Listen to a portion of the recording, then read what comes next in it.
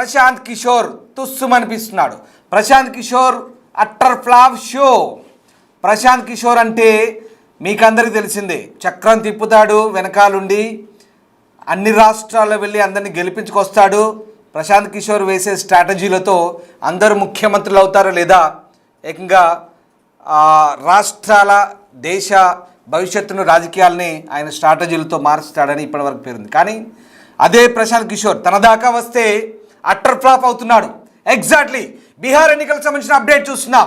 Prashanth Kishore Jan Swaraj party utter flop కాబోతోంది. బీహార్లో అన్ని సర్వే సంస్థలు చెప్తున్నాయి ఇతరులు దాదాపు 5% మేర ప్రభావం చూపించబోతున్నాయి. ఆ 5లో ఎంఐఎం ఉండొచ్చు, సిపిఐఎం ఉండొచ్చు, జనస్వరాజ్ ఉండొచ్చు, ఇతరత్రా చిన్న చిన్న పార్టీలు ఉండొచ్చు. ఇక్కడెక్కడ ప్రశాంత్ కిషోర్ పార్టీ పెద్దగా ప్రభావం చూపినట్టుగా కనబడట్లేదు. ఇక్కడెక్కడ Prashant Kishor party voting share చేసుకొని కొద్ది శాతం ఆ ఓటింగ్ షేర్ చేసుకొని ఉన్నామనిపించుకోవచ్చు తప్ప ఎక్కడా గెలుపోటములపై ప్రభావం చూపించే అవకాశం కనిపించట్లేదు. లేదా గెలుస్తే కొన్ని స్థానాల్లో సీమాంచల్ లాంటి ప్రాంతాల్లో, మగధ్ లాంటి ప్రాంతాల్లో, భోజ్పురి లాంటి ప్రాంతాల్లో అక్కడక్కడ 1 లేదా 2 స్థానాలు అన్నీ కలిపి గెలుచుకునే ఛాన్స్ ఉన్నట్టుగా కొన్ని సర్వే సంస్థలు మాత్రమే చెప్తున్నాయి. మెజార్టీ సర్వే సంస్థలు Prashant Kishore utter flop, Prashant Kishore utter flop అని చెప్తున్నాయి. ప్రశాంత్ కిషోర్ అంటే ఇప్పటిదాకా అన్ని రాష్ట్రాల్లోకి వెళ్ళి అన్ని రాజకీయ పార్టీల నేతల దగ్గరికి దూరి ప్యాకేజీలు తీసుకొని స్ట్రాటజీలు చెప్పి గెలిపిస్తాడు అనుకుంటున్నారు కదా. కానీ అదే ప్రశాంత్ కిషోర్ తన దాకా వస్తే స్ట్రాటజీలు అమలు చేయడంలో అట్టర్ ఫ్లాప్ అయ్యారా అంటే అవునని అనిపిస్తోంది. బీహార్లో సొంత పార్టీ పెట్టి వాళ్ళ దగ్గర వీళ్ళ దగ్గరికి నేనే వెళ్తాను, నేనే ముఖ్యమంత్రి అవుతాను అనుకున్న ప్రశాంత్ కిషోర్ ఏం కాబోతున్నారు? ప్రశాంత్ కిషోర్ పార్టీ ఏం కాబోతోంది? కనీసం ఎలక్షన్ కమిషన్ నిబంధనల మేరకు గణనీయమైన ఓటు సాధించి ఒక రాజకీయ పార్టీగా గుర్తింపు సాధించి మనగడలో ఉంటుందా? అసలు ప్రశాంత్ కిషోర్ పార్టీ పరిస్థితి ఏంటి? బీహార్ పోలింగ్ ముగిసిన తర్వాత ప్రశాంత్ కిషోర్ జనస్వరాజ్ పార్టీ భవితవ్యం ఏంటి? ఇప్పుడు ఇదే దేశవ్యాప్తంగా ఆసక్తికర చర్చ. అన్ని సర్వే సంస్థలు చెప్తున్న ఫలితాల్లో, అంచనాల్లో జనస్వరాజ్ పార్టీ ఎక్కడ బాగా వేసినట్టుగా కనిపించట్లేదు. అదర్స్ దాదాపు 5 to 10 అంటున్నారు. ఈ 5 to 10 మధ్యలో ఆ జనస్వరాజ్ ఎక్కడో, ఆ ఎంఐఎం ఎక్కడో, మిగతా చిన్న చిన్న పార్టీలు ఎక్కడో, ఇవన్నీ ఎక్కడుంటాయో ఎక్కడికి వెళ్ళాయో అర్థం కాని పరిస్థితి. బీహార్ ఓటర్లు నిజంగా బీహార్ ఓటర్ల తీర్పు ఈసారి భిన్నంగానే ఉండబోతోంది. తొలి విడత 6వ తేదీన జరిగింది. భారీ ఎత్తున పోలింగ్ నమోదైంది. రికార్డు స్థాయిలో 65.8% అయింది. రెండో విడత కూడా అదే రకంగా 60% పైగా అయింది. రెండో విడత పోలింగ్లో దాదాపు 3,70,00,000 మంది ఓటర్లు ఓటు హక్కు వినియోగించుకోబోతున్నారని ఇప్పటిదాకా మనం అనుకున్నాం. దాదాపుగా 60%, అంటే ఈ 3,70,00,000 మందిలో 60% పైగా వినియోగించుకున్నారు. నేపాల్తో సరిహద్దులు పంచుకుంటున్న చంపారణ్, ఈస్ట్ చంపారణ్, సీతామరి, అలాగే మధుబని, ఇక సుపౌల్, అరారియా, కిషన్గంజ్ జిల్లాలు ఈ కీలకంగా ఉన్నాయి. ఇక్కడ అధికార ఎన్డీఏ, విపక్ష ఇండియా కూటమి మధ్య పోటీ ప్రధానంగా ఉంది. ఇక్కడ కూడా తొలిసారి ఎన్నికల్లో దిగుతున్న ప్రశాంత్ కిషోర్ జనస్వరాజ్ ప్రభావం ఓటర్లపై ఏ విధంగా ఉంటుందంటే ఏమీ లేదు, నథింగ్ అని దాదాపుగా తేలిపోయింది. ఇక 243 నియోజకవర్గాల్లో ఎన్నికల కౌంటింగ్ నవంబర్ 14 జరగబోతుంది. ఉదయం 8 గంటలకు ఎన్నికల కౌంటింగ్ మొదలు కాబోతుంది. కౌంటింగ్ పూర్తయ్యే వరకు కూడా ఇక వారి ఫలితాలను ఎన్నికల కమిషన్ అప్పటిదాకా బేరీజ్ వేస్తుంది, అంచనా వేస్తుంది.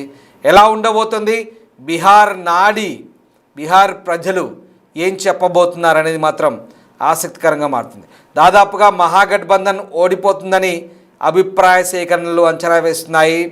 బీహార్ ఎన్నికల ఎగ్జిట్ పోల్స్ సంబంధించిన అప్డేట్ చూస్తున్నాం. అన్ని అభిప్రాయ సేకరణలు అంటే ఎగ్జిట్ పోల్స్ అంచనాలన్నీ కూడా ఎన్డీఏకి భారీ మెజార్టీని ఇస్తున్నాయి.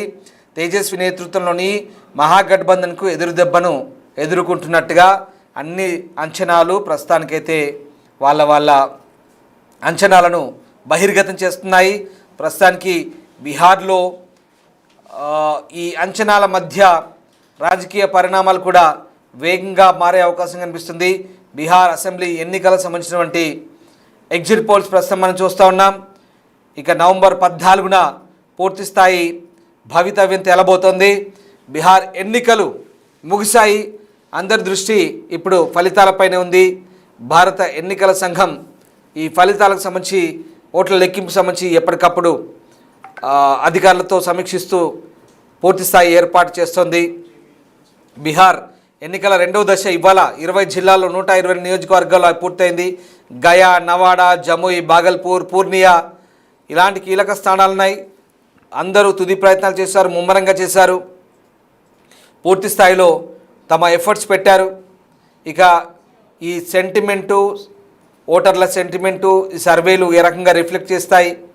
అలాగే ఇక ఇవాళ సర్వే సంస్థలు దాదాపు జాతీయ సర్వే సంస్థలని చెప్పినట్టుగా ఇవాళ వాళ్ళు ఇచ్చిన అంచనా ఫలితాలు నిజం కాబోతున్నాయా, ఎగ్జిట్ ఫలితాలనే ఎగ్జాక్ట్ ఫలితాలు కాబోతున్నాయా, ఏం జరగబోతోంది అనేది మాత్రం ఆసక్తికరంగా మారుతోంది.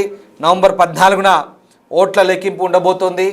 ఇక ఈ నేపథ్యంలోనే బీహార్ ఎన్నికలకు సంబంధించినటువంటి అంచనాలన్నీ కూడా ఇప్పుడు నిజంగా సర్వే సంస్థలు చెప్తున్నట్టుగా ప్రస్తుతానికి నిజం కాబోతున్నాయా, ఎలా ఉండబోతున్నాయి మాత్రం ఆసక్తికరంగా మారబోతుంది. ఒకసారి స్క్రీన్పై ఉన్న ఎగ్జిట్ పోల్స్ చూద్దాం. బీహార్ ఎగ్జిట్ పోల్స్ సంబంధించి సర్వే సంస్థలు చెప్తున్నాయి. టైమ్స్ ఆఫ్ ఇండియా 167, కాంగ్రెస్ 90, ఇతరులు 6. మ్యాట్రిక్స్ 167 బీజేపీ, కాంగ్రెస్ కూటమి 90, ఇతరులు 10. దైనిక్ భాస్కర్ ఎన్డీఏ కూటమి 160, కాంగ్రెస్ కూటమి 91, ఇతరులు 10. పీపుల్స్ ఇన్సైట్ ఎన్డీఏ కూటమి 148, కాంగ్రెస్ కూటమి 102, అలాగే కాంగ్రెస్ 102, ఇతరులు ఏనని చెప్తున్నారు. ఒకసారి మా ఢిల్లీ కొలీగ్తో మళ్ళీ మాట్లాడదాం, శివతో. ఢిల్లీ ప్రతినిధి శివ మళ్ళీ నాతో జాయిన్ కాబోతున్నారు. ఎందుకంటే సర్వే సంస్థల అంచనాలు చాలా భిన్నంగా ఏం లేవు, అందరూ కూడా సేమ్. దాదాపుగా ఒక్క సంస్థ, ఒక సంస్థ కాంగ్రెస్ పార్టీ 130 వస్తుందని చెప్పారు. సత్తాబజార్, బహుశా సత్తాబజార్ అనే సంస్థ 130 కాంగ్రెస్ వస్తుందని, బీజేపీ 100 వస్తాయని చెప్తున్నారు. చూడాలి మరి ఏం జరగబోతుంది బీహార్లో, ఎలాంటి ఫలితాలు ఉండబోతాయి, బీహార్ ప్రజలు ఏం తీర్పు ఇవ్వబోతున్నారు, ఇవన్నీ కూడా ఒకసారిగా మనం చూడాల్సి ఉంటుంది. ఇక మొదటి దశలో జేడీయూ ప్రధానంగా లాభపడే పార్టీగా కనిపిస్తోంది. అది పోటీ చేసిన 57 స్థానాల్లో దాదాపు 45 సీట్లు గెలుచుకునే ఛాన్స్ కనిపిస్తోంది. ఎన్డీఏ కూడా దీని ద్వారా కొంత ప్రయోజనం పొందొచ్చు ఓవరాల్గా. ఇక లోక్ జనశక్తి పార్టీ వ్యతిరేకత కారణంగా గతంలో 2020లో కోల్పోయిన సీట్లు ఈసారి 2025లో జేడీయూకి వచ్చే అవకాశం ఉంది. బీజేపీ మొదటి దశలో పోటీ చేసిన 45 సీట్లలో 30 సీట్లు గెలుచుకుంటుందని అంచనా వేస్తున్నారు. ఆర్జేడీ దాదాపు ఫస్ట్ ఫేజ్లో 35 గెలుచుకుంటుందని అంచనా వేస్తున్నారు. 71 సీట్లలో స్వతంత్రంగా ఆర్జేడీ పోటీ చేసింది. 1 సీటు కాంగ్రెస్తో అక్కడ ఫ్రెండ్లీ ఫైటింగ్ ఉంది. సో ఇది ఫస్ట్ ఫేజ్. సో ఫస్ట్ ఫేజ్లో ఆర్జేడీ 35 గెలవచ్చు. ఇక కాంగ్రెస్ 5 నుంచి 10 గెలవచ్చు ఫస్ట్ ఫేజ్లో. ఎందుకంటే ఫస్ట్ ఫేజ్లో 24 సీట్లో పోటీ చేస్తుంది. వాటిలో కొన్ని ఫ్రెండ్లీ ఫైట్. ఈ ఫ్రెండ్లీ ఫైట్ ఏంటో అర్థం కాని పరిస్థితి. మళ్ళీ పొత్తు అంటారు, మళ్ళీ ఫ్రెండ్లీ ఫైట్ అంటారు. ఇక్కడే వీళ్ళ కొంప ముంచుతుంది, ఇక్కడే కోఆర్డినేషన్ ప్రాబ్లం. సో అది ఇక్కడ కాంగ్రెస్ దాదాపు 5 నుంచి 10 గెలవచ్చు. ఇది ఫస్ట్ ఫేజ్లో. సో ఆ రకంగా 2020లో కాంగ్రెస్ 70 సీట్లో పోటీ చేసి 19 గెలిచింది. ఈసారి అది 61 సీట్లలో మాత్రమే పోటీ చేస్తుంది, ఎక్కువగా ఫేజ్ 2 అంటే ఇవాళ. రైట్. ఇక నెక్స్ట్ వామపక్ష పార్టీలు జాయింట్గా పోటీ చేస్తున్నాయి. సిపిఐ సంబంధించినటువంటి అక్కడ స్థానికంగా ఉన్నటువంటి రకరకాల పేర్లతో ఉన్నాయి. అవి 10-15 సీట్లు గెలుచుకుంటాయని అంచనా వేస్తున్నారు. అది కనుక జరిగితే నిజంగా అది అద్భుతమే. ఎందుకంటే ఆ గెలిచే సీట్లు కూడా కాంగ్రెస్ ఆర్జేడీ పుణ్యమాన్ని గెలుస్తాయి. బహుశా అంతకుమించి సొంతంగా గెలుచుకునే ఛాన్స్ వాళ్ళకి లేదు.